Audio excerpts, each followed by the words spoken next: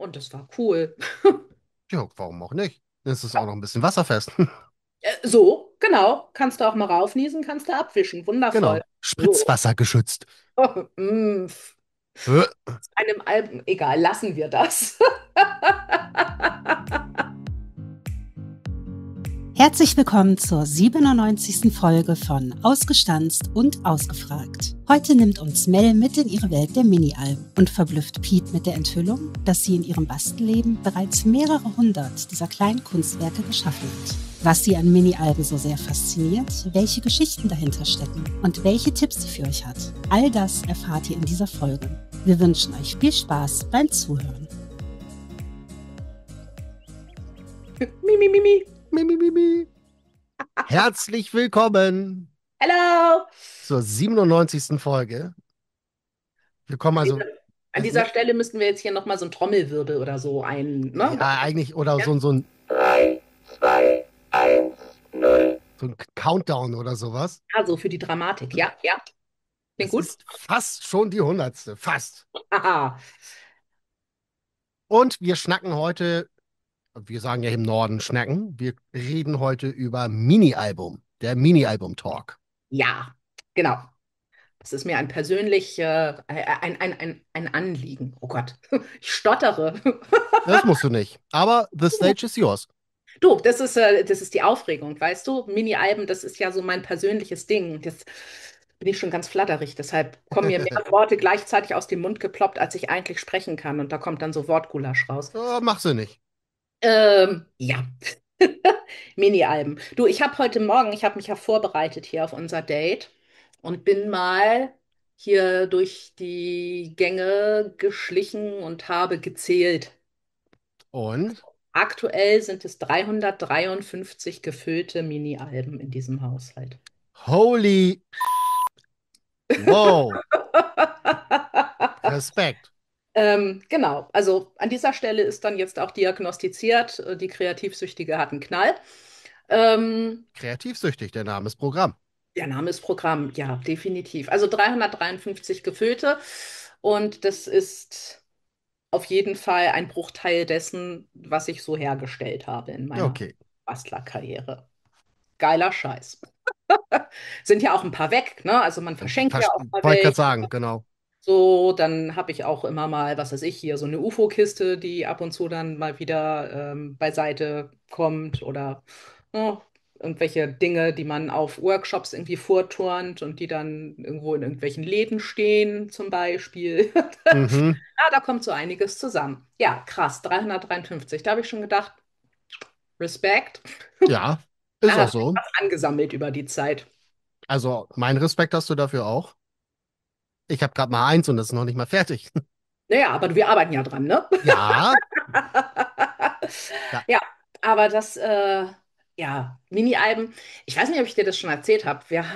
Oder ich habe damals einen Freund von mir, der hat in New York studiert und der hat mir ja so Scrapbooking-Magazins mitgebracht. Doch, ich glaube, ja, in ja, unserem ersten Podcast habe ich das erzählt. genau. Und in einer von diesen Zeitschriften, da waren diese kleinen Alben drin.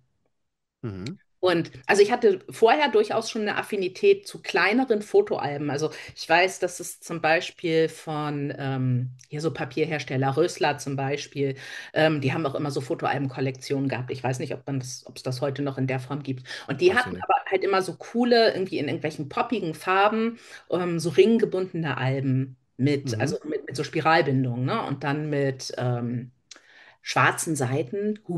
Das war noch Oh, cool. Und so kleinere quadratische, also so ungefähr, ja, was weiß ich, so 8 auf 8 Inches, ne? Also 20 mal 20 Zentimeter oder so.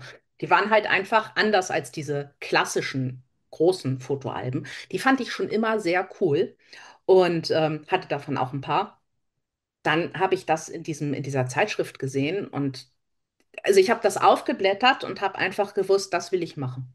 okay. Warum auch immer. Aber das war so wirklich so dieses gesehen und Es hat dich geflasht. Ja, das war so ein Moment von, das war das, worauf ich immer gewartet habe. Wie auch immer. Also total krass und da war nix mit irgendwie fancy Mechaniken oder jetzt auch irgendwelchen wilden Buchbindetechniken oder so Genetakrams oder sowas. Überhaupt nicht, ne? Sondern Ja. es war wirklich eigentlich so, also teilweise halt irgendwie mit dem Buchring mal so zusammengeflanscht, aber halt auch viel irgendwie geklebtes und gemacht. Aber so cool einfach Mhm. und auch mit relativ einfachen Mitteln, aber halt auch so ein bisschen Shishi oder was so in speziellen Formen auch. Und das hat mich total angemacht, dieses einfach, weißt du, so, wenn du eine kurze Fotostrecke hast, ähm, wo du sonst, wenn du ein Layout gestalten würdest, dann suchst du da irgendwie ein oder zwei Bilder raus und tust die aufs Layout oder drei, aber so. Ne? Also es Ja. gibt ja auch Leute, die zelebrieren viel Fotolayouts, das kann man natürlich auch machen, aber so bei mir ist es eigentlich immer so, dass ich sage, beim Layout-Scrapbooking, ich habe irgendwie ein, zwei, drei Fotos, da ist dann der Fokus drauf und so, dann wird da drumherum gestaltet. Und wenn ich so ein Album habe, also alles, was mehr als drei Fotos ist, ist bei mir albumwürdig. Und gerade mit dem Handy und so, wenn du halt fotografierst, du hältst ja auch mal drauf. Ne? Eben. Und hast dann einfach mal 1, 2, 3, 4, 5, 6, 10 Bilder, die eigentlich irgendwie zusammengehören. Und das ist natürlich zu wenig, um damit ein ganzes großes Album zu füllen. Ja. Aber für so eine Handtaschenformatgeschichte ist das halt total cool. Und das war einfach, das war wie so eine Offenbarung, wo ich gedacht habe, yes, total geil, das will ich machen. Mhm. Ja. Und das hast du ja auch schon über 300 Mal gemacht. Offensichtlich habe ich es dann auch gemacht, genau. Und ja, das ist so witzig, weil als ich dann vorhin so hier durch die Katakomben geschlichen bin, ähm, siehst du natürlich auch, wenn du diese ganzen Sachen dann mal zur Hand nimmst, auch die Entwicklung natürlich, ne? Also, Ja. weil man steht ja nicht morgens auf oder ich bin nicht morgens aufgestanden und habe gesagt, so, yeah, ich möchte jetzt hier das Graupappe-Fadenbindungs-Masterpiece rausknallen, sondern ich habe halt die fünf Sachen, die ich da irgendwie in meinem Vorrat hatte. Damals hatte ich ja jetzt auch noch nicht irgendwie so ein Bastelzimmer, sondern ich hatte so zwei so IKEA-Kartons, wo halt mein Bastelmaterial drin war. Und Okay. so, das war's, ja. Also ich meine, mit irgendwas fängt man halt an. Klar. Ähm, daraus habe ich dann so ein erstes, ja, so ein erstes, so ein Clip-Clap-Ding irgendwie. Liporello, genau. Liporello, ja. Liporello gemacht, ja. Mhm. Spannend. Ja, mein erstes und bisher einziges Mini-Album ist ja aus diesem veganen Leder gemacht Ja, und dann die Seiten einfach eingeklebt. Und dann mit Pockets verbaut. ja. Das ist ja auch total cool. Also ich habe auch, also ich sehe halt auch bei dieser Entwicklung, also meiner persönlichen Mini-Album-Entwicklung, es hat alles immer so Phasen, ne? Also ganz am Anfang war es einfach so, dass mich dieses kleine Format so geflasht hat und ich das wirklich dann auch auf die Spitze getrieben habe. Also je kleiner, desto cooler. Also ich habe tatsächlich auch Mini-Alben, die sind so groß wie eine Streichholzschachtel. Ja. So. Musste ich beim Zählen dann auch mal in der Kiste gucken. Huch, was bist du denn da unten? Bist ja tatsächlich ein Album. Krass. Ne? So, und da habe ich halt so, ja, wie gesagt, so ganz kleine, so Handschmeichler, weißt du, so Dinger, die du halt irgendwie, ja, tatsächlich in die Hosentasche stecken kannst, die man irgendwie auch, wenn man irgendwas verschenkt, weißt du, so als kleine Beigabe irgendwie so dazu packen kann für Oma und Opa, irgendwie die Ja. aktuellen letzten 10 Fotos von den Enkelzwergen oder so. Also das habe ich tatsächlich relativ regelmäßig gemacht und das hat mir immer viel Spaß gemacht. Und dann habe ich natürlich irgendwann, ja, habe ich dann auch mal ein bisschen Blut geleckt. Ne? Also dann habe ich, das hat aber noch eine ganze Weile gedauert. Da habe ich dann irgendwie mal so ein erstes Buch irgendwo gefunden über so Buchbindetechniken. Ja. Ähm, Das muss ich in irgendeinem Flohmarkt gekauft haben. Also das war, oder über eBay oder sowas. Also gebraucht, englischsprachig, ziemlich zerflettert. Hm. Ähm, aber das habe ich mir dann irgendwie mal gekauft. Making Minibooks hieß das, glaube ich. Und das war dann schon ganz cool. Da waren so ein paar Beschreibungen so für so verschiedene Techniken dann drin. Ne? Also vorher war ich halt so. naja, quasi, was meine Fantasie mir so eingegeben hat, was man wohl irgendwie so machen könnte. Da habe ich dann ausprobiert und dann habe ich halt gesehen, okay, es gibt da ja auch noch irgendwie so einen anderen Aspekt. Man kann das auch ein bisschen professioneller ist irgendwie das falsche Wort, aber man kann es halt irgendwie anders angehen. Ja, Und so, das fand ich so ganz, mh, wie soll man sagen, das hat mich dann inspiriert. Und dann habe ich einfach mal so zwei, drei einfache Techniken irgendwie gelernt und damit war ich dann schon ganz happy.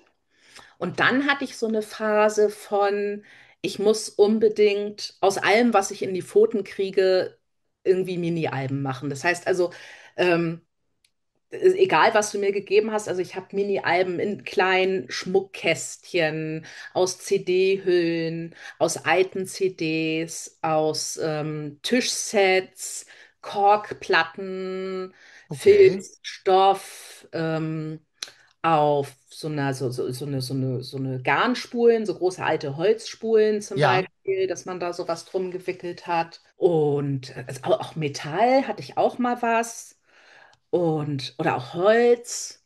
Also halt so alles Mögliche, was jetzt vielleicht nicht auf den ersten Blick so fähig wäre, Albumbaumaterial ja. wäre. So, da habe ich mir eine ganze Weile irgendwie echt eine persönliche Challenge draus gemacht, irgendwie zu sagen, ich habe irgendwas in der Hand, wie kann ich da draußen ein Album bauen? Warum Also, auch nicht?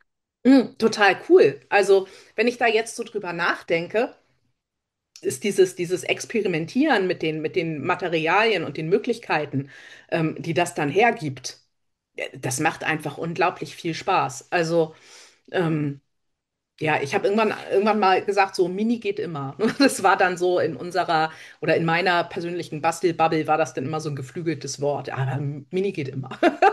So. Gibt es denn irgendein, sag ich jetzt mal, außergewöhnliches Material, was du auch immer noch gerne benutzt, wo du sagst, das hat gut geklappt, das mache ich nochmal? Jetzt sagen wir mal Holz zum Beispiel oder ähnliches. Ja, also Holz ist, finde ich, toll für Buchdeckel. Ja, Musst du natürlich entsprechend präparieren, damit du es verarbeiten kannst. Also wenn gut. du zum Beispiel das irgendwie mit einer genähten Sache machen möchtest, dann musst du halt mal auch mal eine Bohren. Maschine in die Hand nehmen, ne? Ja, Was ich total fancy fand, das habe ich verschenkt. Also das habe ich auch nicht mehr hier. Ich habe mal eins gemacht, wirklich, das hatte so, da habe ich so Alubleche ja, ähm, gehabt. Und das war schon sehr, sehr geil, weil das auch so vom Anfühlen einfach ein cooler Kontrast ist, ne? Dieses coole, also kalte Metall tatsächlich ja, und das Papier, das war ein geiles Ding. Aber ich mag tatsächlich auch gerne, also Filz finde ich nach wie vor total toll ja, das geht ja immer. für Alben, aber auch diese Tischset-Fraktion. Also es ist schon, also wie soll man sagen, dass ich was in die Hand nehme und mir überlege, auch könnte man auch benutzen. Das ist jetzt nicht verloren gegangen unterwegs, aber ich habe halt Ja, mal eine Phase gehabt, wo ich das offensichtlich sehr extrem gefeiert habe. wo du alles mal ausprobieren wolltest. Unbedingt, also doch schon. Was hast du da Ich, als? ich habe zum Beispiel hier einen Organizer, den ich aus Filz selber gemacht habe. Ja, Der Stiftehalter ist dann auch der Verschluss. ja, sehr cool. Da ist dann auch sogar eine Art Mini-Album drin. Und ich denke so, für Anfänger zum Beispiel, was sich ja auch anbietet, es gibt ja in DIN A5, in DIN A6, also diese Hausaufgabenheftgröße, gibt es ja diese Vokabelhefte mit Blankopapier, wo nichts drauf ist. Mhm. Die könnte man als Einstieg ja auch nehmen. Da kannst du ja auch von außen, kannst du es ja auch nochmal neu bekleben, so wie du es willst. Wenn du Mhm. jetzt, sag ich jetzt mal, den Deckel in schwarz hast mit Lights oder sowas steht drauf, so und dann, wie wir ja schon mal festgestellt haben, zum Beispiel Tapete oder Folie oder einfach mit Designpapier. Du, Ja, natürlich. Also das habe ich tatsächlich auch mal gemacht. Also jetzt, wo du das gerade sagst, ich habe zum Beispiel damals, als das noch irgendwie übersichtlich war, habe ich Stempel, glaube ich, also in so kleinen Ordnern aufbewahrt. Und die habe ich mit Stoff bezogen dann. Also halt einfach handelsübliche Ordner und habe die dann ja, eingekleistert und habe die mit Stoff versehen, habe da so Buchecken rangesetzt und damals waren so also das war so, ja, keine Ahnung, 2005 oder so, ja, ne? ja. Also irgendwie so Tilda-Stoffe, also da war das irgendwie dieses, ne, neodänische Püppchen, weiß der Geier, Hügekram kam da damals gerade auf und das war halt total fancy. Also wenn ich da jetzt drüber nachdenke, oh Gott, nicht mehr so mein Stil, aber nö, das fand ich schon gut. Was ich auch zum Beispiel schon benutzt habe, so Wachstuch zum Beispiel. Oh, Mm. Die man sonst Ja. so, sag ich mal, so eher so bei den Außentischdecken kennt, ne? Mhm, genau, genau. Und das gibt es aber auch in total mit fancy Mustern und so. Ja, Geht super für Mini-Alben. Da habe okay. ich glaube, in München habe ich damit mal einen Workshop gemacht. Da haben wir so, das war so ein anthrazitfarbenes Wachstuch mit so einem Sternchenmuster. Und das war cool. Ja, warum auch nicht? Es ist auch noch ein bisschen wasserfest. So, genau. Kannst du auch mal raufniesen, kannst du abwischen. Wundervoll. Genau. So. Spritzwasser geschützt. Mm, Äh, einem Album, egal, lassen wir das.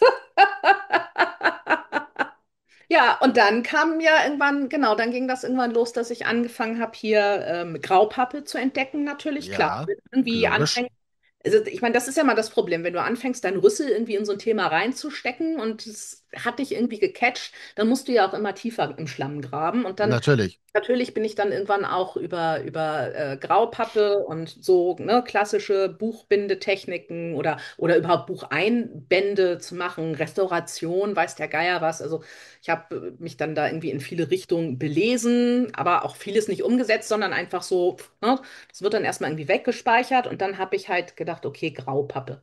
Das habe ich dann, ja, wenn ich mal so Pappe aus irgendwelchen Verpackungskram irgendwie hatte, ne? Ja. So, ich bin jetzt nicht in den Laden gegangen, um Graupappe zu kaufen. Also ich war da nicht in dieser, also ich wusste vieles auch einfach nicht, sagen wir mal so.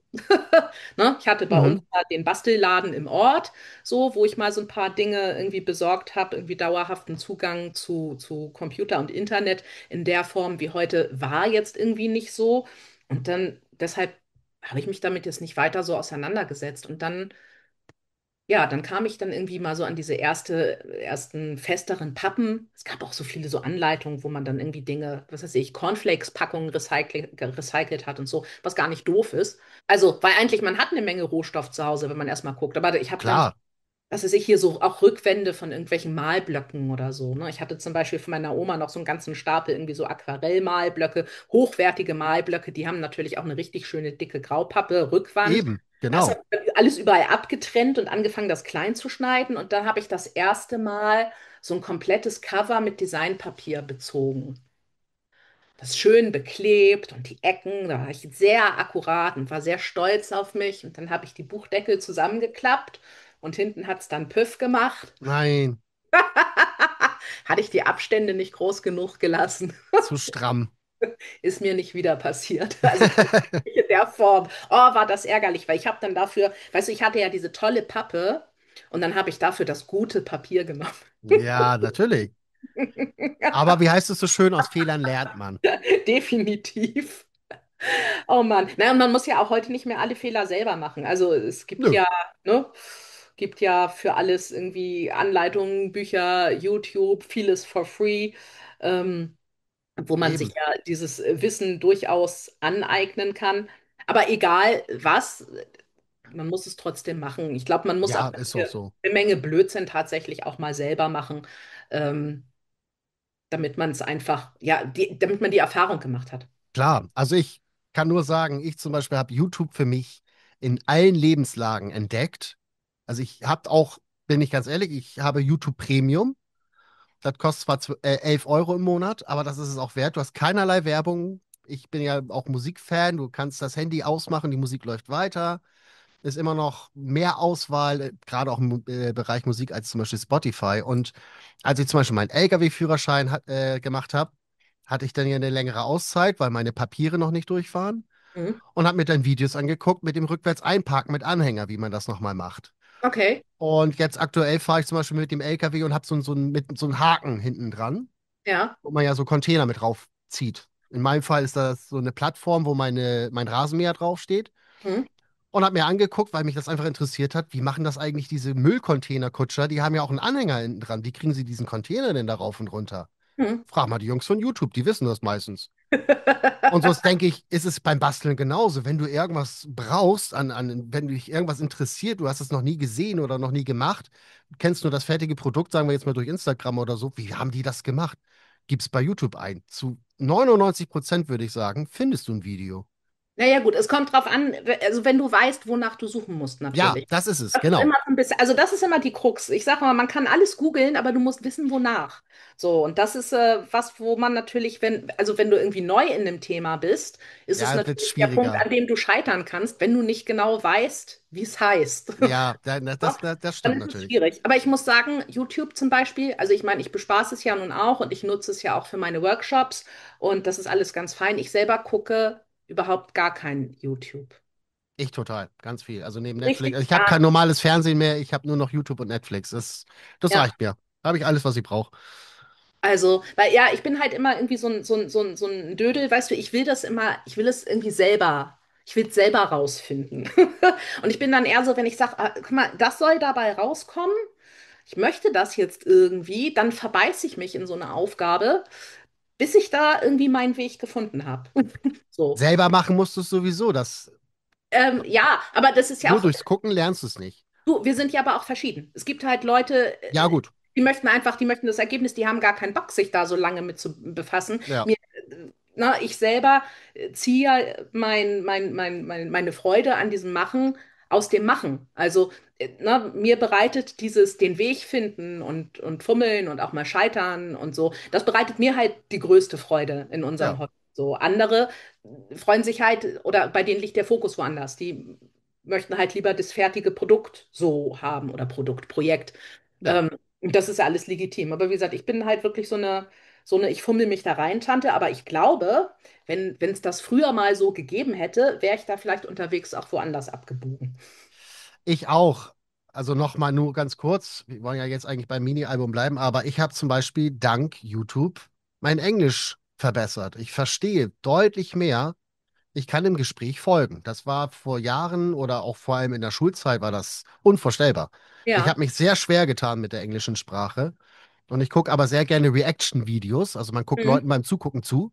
Mhm. Dadurch ist mein Englisch so gut geworden, dass ich wirklich im Gespräch folgen kann. Ich könnte auch mit Glück so einen Film, sagen wir jetzt mal so einen Klassiker wie Zurück in die Zukunft, den ich in- und auswendig kann, weil ich den schon mindestens 23 Mal geguckt habe, den könnte ich jetzt auch im Originalton gucken. Ich weiß ja sowieso, worum es geht, aber jetzt verstehe ich es auch im Englischen. Ja, du, das ist aber tatsächlich zum Sprachenlernen, ist das eine coole Geschichte. Also ich Ja, weiß, safe. Meine Mutter zum Beispiel, also die spricht ganz hervorragend Englisch, aber die hat damals immer, um in Übung zu bleiben, hat die gerne Nachrichten auf Englisch geguckt, zum Ja, Beispiel. zum Also das Beispiel. lief dann halt mal irgendwie so CNN oder sowas. Ne? Ich stand Mhm. dann da immer neben und dachte so, oh, ey, anstrengend. Aber mittlerweile mache ich das tatsächlich auch. Also ich bin da sprachlich nicht so versiert wie Sie, aber ich denke, es ist genug, um sich zu verständigen. Aber um das halt einfach so ein bisschen am Leben zu halten, gucke ich gerne mal Serien, dann auch im Original. Also, Ich meine, du musstest ja auch ein bisschen Englisch können, um die Bücher aus New York zu verstehen. ja, also das geht tatsächlich, wobei es ja auch immer noch ein geschriebenes Wort ist immer noch was anderes als ein gesprochenes. Ja, gut, das Also, stimmt. ich habe zum Beispiel, in der Schule als dritte Fremdsprache Französisch, da war ich irgendwie die Vollpfeife, also so richtig. Und deshalb lese ich trotzdem auch französische Scrapbooking-Magazine und kann dem durchaus folgen. Also vielleicht gibt es Worte zwischendurch, die ich nachschlagen muss, Mhm. aber das Grobe verstehe ich schon. Aber das steht da und ist geduldig. Wenn jetzt ein Franzose neben mir anfangen würde zu labern, ich würde gar nichts verstehen. Ich würde so, oui, oui, bonjour, salut. Ja, Weißt du, so, da wäre es dann vorbei. Also da kann ich vielleicht mal nach dem Weg fragen oder mir beim Bäcker ein Croissant kaufen. Und ich kann sagen, ich habe meine Hausaufgaben vergessen. Das war immer das war der Satz, den ich in der Schule gelernt habe. J'ai oublié mes devoirs bedeutet, ich habe meine Hausaufgaben vergessen, ja. ich kann Französisch nur in der Küche. Ja, aber wie gesagt, für irgendwelche Scrapbooking-Magazine hat es grundsätzlich gereicht. Aber ist natürlich auch an der Stelle wieder, was die Fachsprache angeht. Wir haben natürlich auch viele englische Begriffe im Hobby. Das Und hatten wir ja schon, ne, die zwei Vokabeltests quasi haben wir ja schon gemacht. genau, und wenn man einfach weiß, was es bedeutet, ist es einfach Hilfreicher. einfacher. Ja, Ja, wirklich. Also, und dann weißt du halt, worum es geht. Stellt man nämlich plötzlich fest, oh, das ist alles gar nicht so wahnsinnig irgendwie magisch, sondern nee, es heißt halt einfach nur so. es hat nur einen englischen Begriff. So wie Ja, Pockets, Taschen. genau. Ja, Pockets, ja. Genau, aber zurück zu den Mini-Alben. Dann hatte ich genau, ich hatte ich verbastel alles Mögliche Phase und dann meine erste Technikphase. Und dann habe ich ja, das war, warte mal, jetzt lass mich kurz lügen, 2013. Also ich war irgendwie so um 2010 rum oder so. Da bin ich dann damals in so ein Scrapbooking-Forum auch rein und habe dann da irgendwie so virtuell meine ersten Connections irgendwie zur Community geknüpft und so. Und das war alles irgendwie ganz fürchterlich spannend. Und dann habe ich auch damals dann diesen Blog geschrieben und so. Und ja, 2000, nee, das war der Blogger 2011. Ja, so um den Dreh muss das dann gewesen sein. Auf jeden Fall 2011, 12, ja genau, und irgendwie 2013 bekam ich eine E-Mail von einer, die ich überhaupt nicht kannte. Die hat damals so ein Workshop-Wochenende an der Ostsee organisiert. Und die fragte mich dann, ob ich da einen Workshop geben wollen würde für Mini-Alben. Okay, Und ja. da war ich so. Wow, okay, cool, ja, mache ich. Nicht wissend, worauf ich mich einließ, aber erstmal, ja, ja, kriege ich irgendwie hin, machen wir. Und dann habe ich das zugesagt und dann saß ich zu Hause und dachte, oh mein Gott, was habe ich da gemacht? Aber du warst da ja schon voll in deinem Element. Also eigentlich war es ja Ja, schon. ein Heimspiel. Ja, also der Workshop war dann Anfang 2000, genau, 2013 hatte Dani mir geschrieben, 2014 war der Workshop. Und da habe ich letztes Jahr habe ich ein Geburtstagsworkshop sozusagen gemacht, 10 Jahre seit meinem ersten Workshop und habe dieses Projekt auch nochmal aufgelegt. Ja. Und also wir haben so einen Zoom-Workshop damit gemacht und es war eine Mordsgaudi. Wir haben tierisch Spaß gehabt. Christiane feiert das Album übrigens bis heute. Die baut das offensichtlich öfter mal Aha. mit super Gelinggarantie. Aber das ist tatsächlich so ein Projekt, wo ich denke, okay, in der Form würde ich das heute nicht mehr machen. Also das war schon sehr gebastelt. Also es war schön, ne? So alles gut. Zu der Zeit war das halt fein, aber wenn ich da jetzt heute mir das angucke, dann schmunzel ich dann natürlich so ein bisschen drüber und sage, okay, das ist echt Low Level, ne? So. Was ist der Kniff? Oder gibt es da einen Kniff oder ist das wirklich sehr simpel gehalten? Und das ist schon simpel. Also du hast Graupappeteile, so einen Rücken und zwei Buchdeckel. Und ich habe eine Bindung mit Washi-Tape gemacht. Ja, Die ist ganz cool. Und habe dann in den Buchrücken einfach Buchringe eingesetzt und dann Seiten da rein. okay. Also, ne, es ist ein cooles Anfängerprojekt tatsächlich. Ja. Also, das ist so, wenn man mit so Mini-Alben noch nicht so viel am Hut hat, ist das eine super Sache. Mhm. Definitiv. Aber ja, wie gesagt, man entwickelt sich ja auch weiter und wenn du dann halt einfach so 10 Jahre mal zurückblickst und feststellst, okay, das war jetzt so dein Star-Auftritt, Würdest du jetzt wahrscheinlich eher mit deinen Aluplatten oder so auftreten wollen? Ja, oder sagen wir so, wenn ich so ein Projekt machen würde, natürlich kann man so ein Projekt machen. Da spricht gar nichts gegen. Das kann man ja auch cool. Na, aber ich würde das halt dann mit anderen Materialien machen. Also es wäre Ja, halt wertiger. Das war damals schon wirklich ziemlich zusammengewürfelt. Ich hatte ja auch von Tuten und Blasen keine Ahnung. Also jetzt irgendwie auch Materialbeschaffung oder so. Da hatte ich halt nicht irgendwie bei allen Herstellern und Großhändlern irgendwelche Accounts, weil ich war halt irgendwie irgendeine private Basteltante. Ja, ja, gut. so, und bei der ich das da gemacht habe, die hatte damals auch irgendwie einen Online-Shop und dann hat sie halt für mich da irgendwie Material besorgt. Und da haben wir auch nicht großartig drüber gesprochen. Ich habe halt gesagt, ich brauche halt ungefähr das und das. Und dann hat sie da halt ein Kit zusammengestellt, schickte mir dann das Material und ich habe das ausgepackt und dachte schon so, waren jetzt nicht meine Lieblingsfarben, Hm, aber war halt damals trendy. Und ja, so what? ist halt so.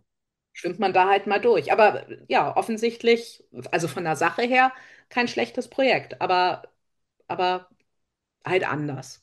Ja, Ja. genau. Dann hatte ich den ersten Workshop dort und dann hat das ja auch nicht lange gedauert. Dann habe ich habe ja ein paar Jahre für Dani Pois gearbeitet. Das wissen ja, also viele kennen mich davon auch noch. Das ist Mhm. tatsächlich ein Branding, das ich auch ganz lange nicht losgeworden bin. Ne? Also da war ich, warte mal, ich glaube bis 2000, Ende 2017.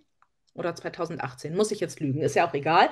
Auf jeden Fall, also kamen bis letztes Jahr eigentlich immer noch regelmäßig irgendwie Leute, die mich gefragt haben, keine Ahnung, gibt es dort das und das? Wo ich sage, ich bin raus, keine Ahnung, aber ich habe in Mhm. der Zeit, wo ich da war, unglaublich viele Videos gemacht für, was weiß ich, also Basic Sachen, wie benutze ich einen Kreisstanzer über Anleitung für irgendwelche Mini-Alben natürlich. Und diese Mini-Album-Geschichte, das war halt das, was sich natürlich für mich dann auch weiter durchgezogen hat. Und ich habe dort, als ich dort damals gearbeitet habe, wie gesagt, sie hatte dieses Forum und da gab es ganz viele tolle Anleitungen. Da war das aber noch so, dass wir, wie soll man sagen, also um Fotos einzufügen, hat man die woanders hochgeladen, um das dann, was weiß ich hier, so Upload oder solche Ach so, Geschichten. ja, So, und um das dann zu verlinken, um dann da Bilder einzufügen, weil das Forum selber nicht den Speicherplatz dafür hergegeben hat. Und dann ja, hast du halt natürlich das Problem, dann hat mal jemand irgendwie irgendeine Anleitung geschrieben und der ist dann aber irgendwie nicht mehr in dem Forum oder der hat vielleicht das Album aus Versehen gelöscht oder weiß der Geier hm. was, wie auch immer, dann hast du da eine Anleitung, dann sind da die Bilder weg und da war damals dann mein Arbeitsauftrag, du kannst du mal diese Anleitungen, die da sind, kannst du mal neue Bilder dazu machen. Und da ich ja nicht nach Anleitung arbeiten kann, weil ich ja, wie eben schon erwähnt, immer das Bedürfnis habe, das Ei des Kolumbus ja selber zu finden, ist das dann einfach relativ schnell auch an der Stelle wieder mit mir durchgegangen, dass ich dann nämlich gesagt habe, okay, ne, ich habe grob drüber gelesen, okay, das soll es sein. Was denke ich mir dabei? Ich mache es nochmal neu. So Okay. habe ich diese ganzen Anleitungen neu geschrieben und habe mich aber in dem Zusammenhang dann auch in diese Geschichte mit dieser Fadenbindungssache reingefuchst, weil das war zum Beispiel was, wo ich gesagt habe, bin doch nicht bescheuert, das mache ich auf gar keinen Fall. Weil Mhm. da sitzt du ja ewig und 3 Tage dran und das ist voll kompliziert und Ja, ich kann auch Uhu nehmen, das geht doch, also hält doch auch. Warum sollte ich das machen? So, für weißt du? die Optik. Ja, aber das hat sich mir nicht so erschlossen. Das war so, wo ich dachte, nee, ernsthaft. Naja, und dann habe ich da so die ersten 2, 3 Alben gemacht und dann hat es mich, ja, hat auch das, Gepackt. ja. So, und was dabei rausgekommen ist, sieht man dann heute, ne? Also, das ist dann nie wieder so ganz weggegangen. Mhm. So, und mittlerweile ist es ja so, dass ich irgendwie, weiß ich nicht, wenn ich mal mit dem Hintern irgendwie faul auf der Couch sitze, dann habe ich hier ähm, so einen Graupappestreifen, ja, Ja, und dann denke ich mir aus, was ich wohl da wie nähen könnte, um meine Workshop-Teilnehmer mal wieder zu ärgern. okay. So, da muss ich mir auch gelegentlich anhören. Sag mal, was stimmt mit dir eigentlich nicht, dass du auf solche Ideen kommst? Ja, jeder hat so seins. Ich lebe halt so meine Psycho-Sachen an der Stelle aus. Ja, die Endresultate sehen ja meistens wirklich super aus. Es ist ein bisschen Formelarbeit, ich habe es ja auch schon gemacht, auch mit einem Mini-Album, aber das Endergebnis kann sich sehen lassen. Es gibt ja mittlerweile diese Schablonen, wo du das ja vorpiekst, zum Beispiel. Ich weiß gar nicht mehr, Ja, wie das Ding hieß. Da gab es auch einen Namen für. Aber auf jeden Fall, dann piekst du dir, da legst du eine Schablone rüber mit den Löchern, piekst das einfach nur mit einem Körner oder mit einer Nadel vor, ja, fertig. Und dann ja, einfach mit dem Faden nach Anleitung in Zickzack oder so. ja, Herrlich. Da gibt es ja ja. auch tolle Anleitungen zu. Ja, auf jeden Fall. Du, also, wenn du auf der Suche nach einer coolen Anleitung zum Thema Fadenbindung bist, kann ich dir nur kreativsüchtig empfehlen. Du, die hat's drauf. Ha! Ah, die Nee, kenne ich sogar. Habe ich schon mal gehört. aber jetzt mal Spaß beiseite. Ich habe so ein bisschen, musste so ein bisschen schmunzeln. Also ich habe jetzt gerade den Workshop für September fertig gemacht letzte Woche und das ist der 57. 57 Mini-Alben Ja, online ja. Workshop. Das ist schon ein bisschen krank, oder? In meinem Shop sind jetzt aktuell 50. Weil die Frage auch immer wieder kommt, gibt es die auch einzeln oder muss man da immer dieses Abo abschließen oder so? Also bei mir muss man gar nichts, weil ich mache tatsächlich das Projekt ganz egoistisch, weil ich einfach diese Alben liebe. So. Und mache da auch, also natürlich nehme ich auch gerne mal Wünsche entgegen, ne, wenn jetzt irgendwie jemand um die Ecke kommt. Ich habe das letztes Jahr zum Beispiel gehabt, dass irgendwie 3 oder 4 Teilnehmerinnen fast zeitgleich mich angeschrieben haben und gesagt haben, oh, wir haben hier irgendwie Familienfestzeit, keine Ahnung, wir bräuchten mal so ein Album, was man so als so Gästebuch oder so nehmen kann. Kannst du da nicht mal was machen? So, klar, dann setze ich das auch um, das ist ja keine Frage. Mhm. Aber generell ist es eigentlich eher so, mein persönlicher Spielplatz. Also ich spinne mich da halt aus und freue mich, dass es viele Leute gibt, die ebenfalls Spaß daran haben. Und das gibt es monatlich. Und den aktuellen Workshop, den gibt es halt auch nur über dieses Abo. Aber man kann tatsächlich auch monatlich abschließen. Also wenn du jetzt Okay. einfach sagst, okay, ich finde dieses Projekt jetzt geil, dann meldest du dich an, wählst die monatliche Zahlweise und meldest dich auch direkt wieder ab. So, dann hast du diesen einen Workshop und dann ist fein. Oder aber du wartest halt einfach irgendwie 5 Monate, 6 Monate, also ungefähr so lange, knappes halbes Jahr dauert es, dann geht er auch als Einzelworkshop in den Shop.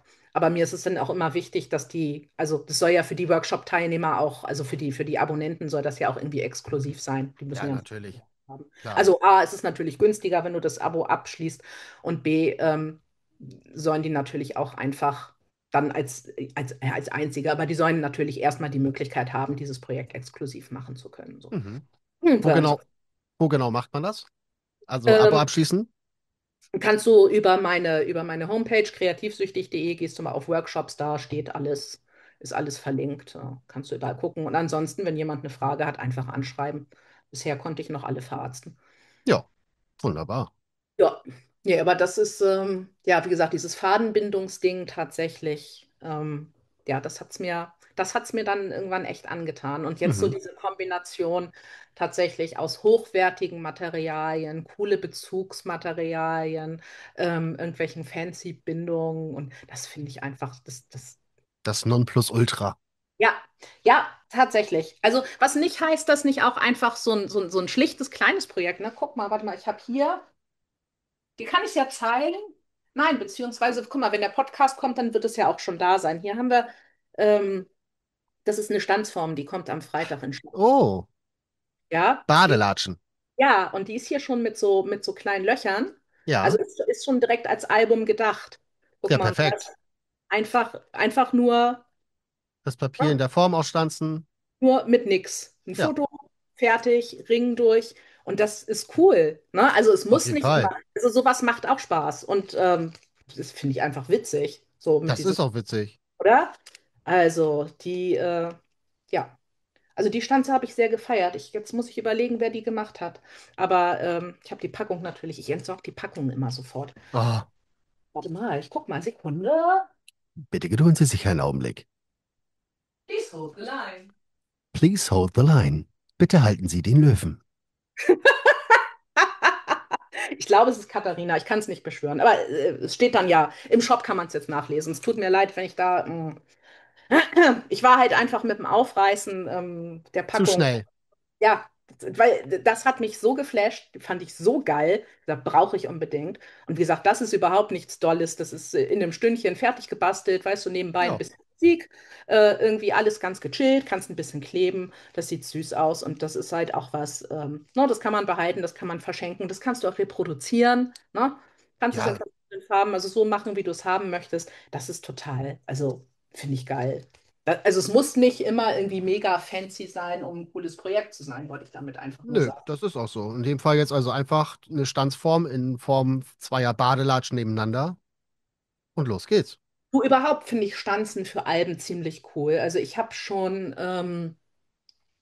also alles, was ein bisschen größer ist als Stanze, ne? Also Ja, Basisformen natürlich, irgendwie Quadrate, Rechtecke, Herzen, Sechsecke, also alles, was irgendwie groß genug ist, dass du irgendwie noch ein Foto positionieren kannst. ja, Beziehungsweise ich drucke mir die Fotos gerne dann groß genug aus und stanze auch das Foto mhm. ähm, gerne direkt aus, dann in der Form.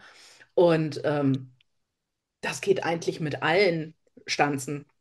Ich denke da zum Beispiel an das, ich glaube, das kam auch erst letztes Jahr oder vorletztes Jahr raus, das große Ei. Das ist eine A4-Stanze, das ist eigentlich eine Box. Ja, Aber wenn du jetzt die eine Hälfte nur nimmst und schneidest quasi die Laschen weg, dann hast ja, du halt ein richtig schönes großes Ei. ja, Und so ein Osteralbum zum Beispiel. ja. Na klar, warum denn nicht? Ein Ostereieralbum habe ich auch schon mal gemacht, fällt mir gerade ein. Guck, es gibt eigentlich nichts, was du nicht schon gemacht hast. Bei der Ah, Anzahl, doch, doch, doch, doch, da gibt es ja, tatsächlich, ja, meine To-Do-Liste ist noch lang, also da ist noch weiß ein ja nicht. langer. Nur das Schlimme ist ja, wenn man auch an der Stelle, ne, wenn man dann so rumspinnt und überlegt, was könnte ich denn jetzt nächsten Monat machen? Und dann hast du vielleicht schon irgendwie eine andere Idee, die ist aber noch so ein bisschen halbgar, schreibst du aber schon mal auf. Also ich habe ja immer hier überall so einen Notizblock liegen, ne, Ja. wo dann irgendwie so komische Hieroglyphen draufstehen.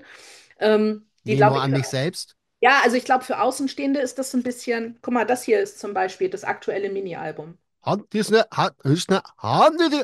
Ja, weißt du Bescheid. So, okay.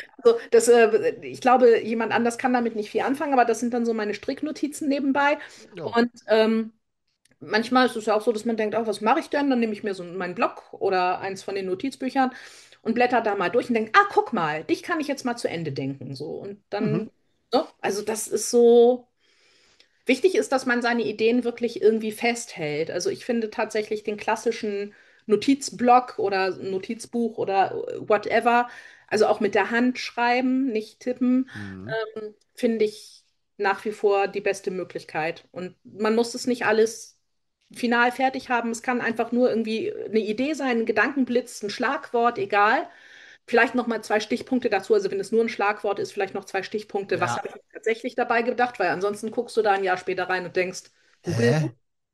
really? Ja, Ja, so. kenne Aber ich. ähm, dann, das funktioniert durchaus. Oder was ich zum Beispiel auch für ein Album schon mal benutzt habe, hier, wir haben doch auch so Fotoframes, hier so Ja, Polaroid-Rahmen, genau. die gehen auch toll. So Pockets natürlich, diese hier Umschläge gehen super. Klar, Also ja. Stanzen allgemein. Ne? Also, wo ich ja neulich gesagt habe, man braucht eigentlich grundsätzlich sowieso gar nichts. Doch, also Stanzen für Alben sind schon sehr, sehr geil. Doch. Also ich feiere das sehr. Und also ich meine, klar, wenn du jetzt irgendwie ein quadratisches, also was mit quadratischen Seiten machst, das kannst du natürlich auch mal eben schnell zuschneiden. Klar. Aber also A, es sieht anders aus, wenn es gestanzt ist. Und B, du hast halt die Möglichkeit, aber auch so ein bisschen andere Formen halt zu haben. Und es Ja. ist auch wirklich, es ist auch akkurat, weil die Stanze stanzt es ja wirklich immer gleich. Und das ist schon, ach doch, Hat doch, schon was. ja, finde ich schon gut. Ja, ach, ja, es gibt also doch Stanzen. Der Kreativität ist auf jeden Fall keinerlei Grenze gesetzt. Mm-mm, Egal ob mm-mm, im Material, in der Form, in der Größe. mm-mm, mm-mm. Ja gut, irgendwann ist es halt kein Mini-Album mehr. Wenn man es jetzt zu groß macht, dann ist es halt ein Album Es ist ein Maxi. oder Maxi sogar, aber im Bereich Mini kann man wirklich, ja, seiner Kreativität freien Lauf lassen. Ja, und das Coole ist ja auch, du kannst es einfach so gestalten, wie du es brauchst. Also, Ja. weil ich habe zum Beispiel, wie gesagt, den größten Respekt vor Leuten, die jetzt irgendwie, keine Ahnung, also ich meine, wenn die jetzt auch einen richtig geilen Urlaub gemacht haben, die kommen mit 1000 Bildern nach Hause, dann hast du natürlich auch die Auswahl und dann kannst du auch ein ganzes Album oder zwei, ne, was weiß ich hier, Thailand 2023 ist bestimmt mega, habe ich halt nicht. So, aber für mich waren das halt immer so, was weiß ich, wenn wir irgendwie am Wochenende mal einen Ausflug gemacht haben mit den Jungs oder so, dann kommen da ja auch irgendwie eine Handvoll Fotos da zusammen und das reicht halt Klar. nicht für das große Album, aber für ein kleines auf jeden Fall. Und da kannst du dann ja wieder gucken, in welchem Umfang du das haben möchtest oder auch dir überlegen, also wenn du es selber machst, wie drucke ich meine Fotos aus, wie groß sollen meine Seiten werden, wie viel Platz brauche ich da oder ich kann das ja auch, also kann mir auch einfach überlegen, was möchte ich wie miteinander kombinieren? Möchte ich es später noch ergänzen? Verwende ich eine Ringmechanik oder wie gesagt, nehme ich so eine genähte Bindung oder mache ich eine Kombination aus verschiedenen Dingen? Mhm. Ja, also du bist ja einfach überhaupt nicht festgelegt. Du kannst es Nö. machen, wie du willst. Oder ich habe oh Gott, das ist ja auch schon, ich glaube, das war sogar im ersten, also 2021. Da habe ich ein Album gemacht. Nur sowas Ähnliches habe ich neulich irgendwie auf Insta gesehen. Aber so ein Album gemacht, wo ich rechts quasi noch eine Box reingebaut habe, wo Oh, man dann einfach, ja, so, weiß ich nicht, wo du dein Strandgut oder die gesammelte Feder oder was immer du unterwegs hast, ich klau immer gerne irgendwo ein paar Kieselsteine oder so, kannst du dann damit reintun und cool. so, dann wird es noch so ein bisschen runder, weißt du? Klar. Das ist auch Also eine gute Idee. ja, da gibt es so viele Möglichkeiten. Und was auch einfach total cool ist, da hatten wir es ja neulich auch davon, weißt du, der geschulte Blick, zum Beispiel vom Boxenbauer, der irgendwie gleich irgendwo die Verpackung irgendwo sieht. Auch bei Alben ist das so. Also wenn du irgendwie eine coole Fächermappe irgendwo siehst. Also Mhm. Bürobedarfsgeschäfte sind für mich ganz, ganz gefährlich, weil das sind überall potenzielle Mini-Alben oder Ja, Material dafür, ne? Bürobedarf oder vielleicht auch sogar beim Schulbedarf, so Blöcke ähnliches. Also alles, was irgendwie halt ein bisschen cool oder ungewöhnlich gestaltet ist, kann einen einfach dazu direkt inspirieren, dass du sagst, okay, guck mal hier, da ist so ein Kniff XY oder einfach ein Verschluss. Also es muss nicht das ganze Ding sein, sondern meistens sind es Details. Und man Ja. sagt, das ist cool, das ist ein ungewöhnliches Format, das ist cool. Oder da hast du vielleicht an irgendeiner Stelle irgendwie ein Fenster also halt ein Ausschnitt irgendwie in deinem Buchdeckel in irgendeiner ungewöhnlichen Form oder so. Ähm, Mhm. und so kann man halt auch, also die Ideen sind überall, man muss nur hingucken. Das ist so. Das ist aber ja in jeglicher Bastelform so, Ja, ne?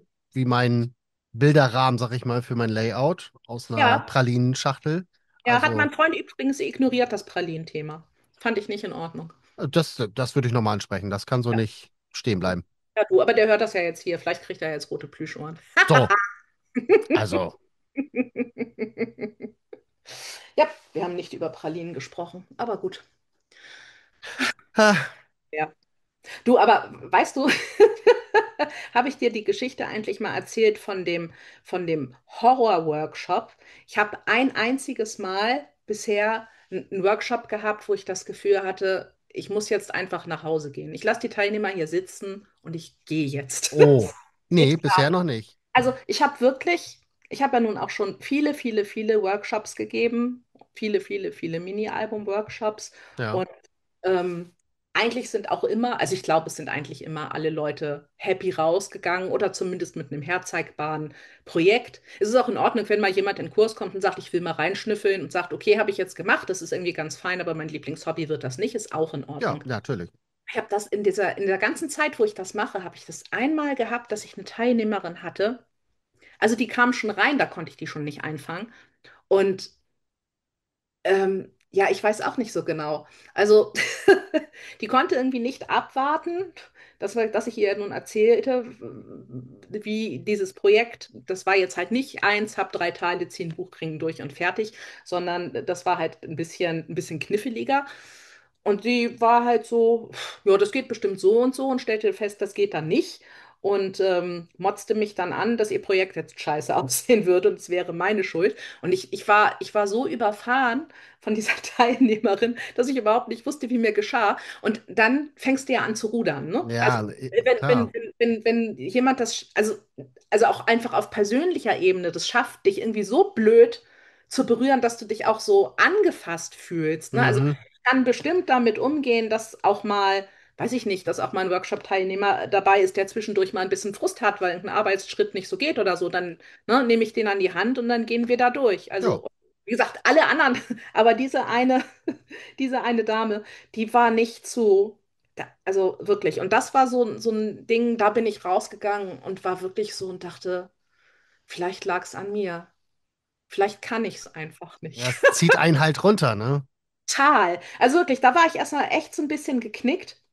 Und es hat eine ganze Weile gedauert, um zu begreifen, okay, offensichtlich konnten wir nicht kommunizieren, warum auch immer. Ja, eine So, Ausnahmesituation in dem Sinne. na, sowas kommt halt vor. Irgendwann ist man ja auch einfach dann Profi genug, aber ich war zu dem Zeitpunkt auch noch nicht so lange dabei und war dann echt und dachte, oh, okay, vielleicht machst du das mit deinen Alben bei dir zu Hause in deinem Keller, aber vielleicht kannst du es doch nicht so. Gut, dass du es dir anders überlegt hast. Ich finde auch. Also mittlerweile muss ich sagen, ähm, also klar, jeder Kurs hat seine Dynamik, jedes Projekt hat seine eigene Dynamik und man muss sich da man muss sich immer wieder neu einschießen auf das, was man macht und mit wem man es macht. Klar. Aber das macht es ja auch so spannend. Und das ist Mhm. ja auch das Coole eigentlich daran, Kurse zu geben. Also das war wirklich, als ich diesen ersten Workshop damals 2014 gemacht habe, da bin ich wirklich auch raus und dachte, ja, ja, das will ich, weil es Mhm. einfach so schön war zu sehen. Ähm, wie die Leute das machen und happy sind mit diesem Projekt. Und weißt du, so dieser Moment, wo es umschlägt zwischen, ich bin halt voll konzentriert und Knösel, und irgendwann kommt dieser Moment, wo sich die Gesichtszüge entspannen und die Leute fangen an zu grinsen und freuen sich so, weil die haben jetzt dieses fertige Ding in der Hand. Und das ist so schön und das macht so großen Spaß und da bin ich total dankbar für. Also, dass ich das so machen kann mit dem, was ich so gerne mache. Und auch jetzt in diesem Umfeld, ne? Also auch jetzt mit Kreativdepot, jetzt mal ganz im Ernst. Ich könnte ja, wenn ich näher bei euch dran wäre, ich könnte ja am laufenden Meter irgendwelche Alben machen und Kram. Und Ja, das, das ist einfach, das ist so geil. Das ist einfach echt toll. Also das macht wirklich, wirklich riesengroßen Spaß, das ist die Hauptsache. oder? Also es ist deine Bestimmung. Offensichtlich, ja, das sollte wohl so sein. Wann gibt's noch oder ja, zu welchem Zeitpunkt gibt's noch freie Plätze bei dir im Moment? Ich muss jetzt gerade lügen. Ich glaube, wir haben Mini-Alben, Workshops. Warte mal. Also wir haben ja jetzt Ende des Monats haben wir den Sommerkrop. Und im September, glaube ich, nur in Anführungsstrichen Stempelmecker auf jeden Fall. Zoom. Aber da kann ich ja vermutlich nicht mit. Nee, ich auch nicht. Ich wollte da ja eigentlich unbedingt mit hin, aber beruflich kann ich da leider nicht hin. Ja, ich würde so gerne, aber mein Ex-Mensch hat an dem Wochenende leider einen Termin, den er nicht verschieben kann. Ich habe keinen Babysitter. Ah, Ja, aber nächstes Jahr. ja, hoffentlich. Dahin hat sich das ja alles hier geklärt und dann bin ich auf jeden Fall mit dabei. Mhm. Nee, aber im Oktober haben wir auf jeden Fall einen Mini-Album-Workshop. Ich weiß aber nicht, ob der schon im Shop ist. Der kommt bestimmt demnächst. Okay. Aber einfach regelmäßig reingucken, ne? Ich habe schon wieder Sprachkrebs. Großbuchstaben nach vorne, bitte. Genau, Schwapf. Ähm, Nee, na, im Shop, sag schnell, unter Workshops, da Ja, sind die ja dann immer, wenn die neu reinkommen. Oder ich glaube, es gibt auch eine WhatsApp-Gruppe, wo das angekündigt wird. Da weiß ich jetzt allerdings nichts Näheres, aber im Zweifelsfall eine E-Mail schreiben und dann helfen die Mädels da schon weiter, bin ich ziemlich sicher. genau. Und zwar unter huhu@kreativdepot.de. Janne verwaltet das bestimmt, ne? Aber da gibt es so eine Gruppe, glaube ich, wo diese Termine auch dann gepostet werden. Ja, und im November, Anfang November, ich glaube am 5. und 6. oder 4. und 5., also den Samstag und Sonntag auf jeden Fall, die erste Novemberwochenende, da gibt es auch nochmal zwei Mini-Alben-Workshops. Also wir machen zweimal den gleichen Kurs, einmal am Samstag, einmal am Sonntag.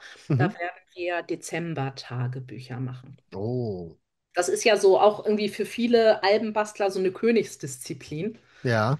Ähm, Ich muss selber sagen, also als die Jungs kleiner waren und der Dezember bei uns natürlich auch dann voll war mit 1000 Dingen, die irgendwie erledigt werden mussten, vom ne, Schultheater über Kekse backen im Kindergarten, über Weihnachtsmarktbesuch mit Oma und Opa und so weiter und so weiter.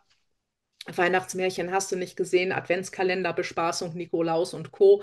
Ähm, Natürlich gab es dann auch entsprechend viele Fotos und da hat das also mit den Dezember-Tagebüchern schon noch Sinn gemacht. Mittlerweile muss ich sagen, ich bin sowieso nicht so der Feiertagsmensch, also ich stehe nicht so auf Bohai und so Weihnachten ist so. Ah, auch nicht. Weihnachten habe ich mir irgendwie echt abgewöhnt, ja, weil das eine Zeit lang, weißt du, es war so stressig immer und so viel und dann auch immer Ja, dieses sich zerreißen zwischen den Familien. So, ja, das kann ich ne? auch. Ich will nicht näher auf das Thema eingehen, aber ich glaube, das kennt fast jeder. Ja. Aber ich habe ja jetzt, also es wird sehr viel noch cooles Weihnachtszeugs geben, habe ich. Mhm. Also wir sind noch lange nicht fertig. Und ich bin da auch so ein bisschen eskaliert und ich befürchte, ich muss dann dieses Jahr doch Weihnachten irgendwie nochmal anders angehen, weil ich will schon auch dieses geile Material benutzen. Okay. Was wir dann auch für die Dezember-Tagebuch-Workshops nutzen werden. So viel schon mal an Da dieser kann Stelle. man, da kann man ja gespannt sein. Auf jeden Fall. Aber ich denke, das wird auf jeden Fall demnächst buchbar sein. Ich wollte gerade sagen, nach den Ferien. Also bei uns dauert es noch ein bisschen. Bei euch ist nicht mehr so lang, oder? Bei uns ist vorbei. Wir haben Ach, also heute ist Dienstag an der Aufzeichnung, 12. August, und am 14. August geht die Schule wieder los. ach, guck mal. Ja, weil wir haben erst Anfang September wieder. Ihr seid quasi erst mittendrin jetzt, ne? Wir haben Ja, Halbzeit. ja, genau. Halbzeit, nicht mal Halbzeit. Nicht mal. Ja, scheiße. Ja, was soll ich denn sagen? Ich finde es schade. Und ich finde es auch schade, dass man als Erwachsener nicht auch noch mal so 6 Wochen Ferien haben kann. Bei vielen Arbeitgebern geht das nicht. Also bei meinem alten Arbeitgeber 2 Wochen maximal. Ja. Okay. So, ich bin so einer, wenn ich eine Woche irgendwie wegfahre, dann brauche ich noch mal eine Woche Urlaub vom Urlaub. Also dann, wo ich einfach vor mich hin vegetiere Ja, und nichts tun muss. ja, einfach mal nur die Existenz genießen ist schön. Oder auch direkt die Woche Zeit haben, um das aktuelle Urlaubsmini-Album zu basteln. Zum Beispiel. Oder? Oder Ja, denn so die üblichen Sachen, die man halt im Urlaub macht. Terrasse Kerchern, Abstellraum ausmisten. Och, hier ist noch eine genau. Grillsoße von 2009. Meinst du, die geht noch? Sowas. Genau. Und Steuererklärung. Steuererklärung, Ah, auch schön. immer wieder. Heiß Ja, begehrt. auf jeden Fall. Oder aufräumen. Aufräumen ist auch ein ganz Immer. tolles Habe ich Thema. gerade. Mhm. Ich hatte schon Angst, dass die Müllabfuhr nicht alles mitnimmt. Weil ich habe Sperrmüll bestellt und es war unfassbar viel rausgeflogen in meinem Urlaub. Brauche ich Okay. nicht. Das habe ich jahrelang nicht angeguckt, dann gucke ich es jetzt auch nicht an. Weg, weg, raus. Du, aber manchmal ist es ja auch so, wenn man dann erstmal angefangen hat, ne? Es ist Also erlösend. in dem Moment, wo der Müllsack offen ist und das erste Teil drin ist, dann fange ich an zu eskalieren. Ja, ist bei Aber mir auch darüber so. reden wir ja auch nächste Woche nochmal in Ruhe, ne? Ganz genau. Nächste Woche geht es um Scrap Space. Da haben wir Ja. wieder so einen englischen Fachbegriff. Ums Bastelzimmer oder die Bastelecke, je nachdem. Und was man da so in der Organisation machen kann, in der Einrichtung vielleicht auch machen kann. Aufbewahrung, alles drumherum. Und aufräumen. Und Und aufräumen. Und für mich kommt dann auch wieder so ein bisschen ins Spiel als Lampenfetischist die Beleuchtung. oh ja, das ist auch sehr wichtig. Ja. Cool. Da freue ich mich schon drauf. Ich auch. Vor allem, weil ich da jetzt ja brandaktuell dann auch eigenen Input mit einbringen kann, weil wir ja hier selber gerade dabei sind. Fotos machen unterwegs nicht vergessen, ne? Ja, Ja, sehr gut. dann danke ich dir wieder herzlich für Sehr das gerne. Gespräch. Ja. In diesem Fall war es ja einfach ein Talk. Genau. Ja, und dann würde ich sagen, bis zum nächsten Mal. Alles klar. Bis dann. Tschüssi. Tschüss. Wir sind nun zwar am Ende dieser Podcast-Folge angekommen, aber schon nächste Woche geht es weiter. Abonniere gerne unseren Kanal, um keine Folge mehr zu verpassen. Vielen Dank fürs Zuhören und bis zum nächsten Mal, wenn es heißt, ausgestanzt und ausgefragt.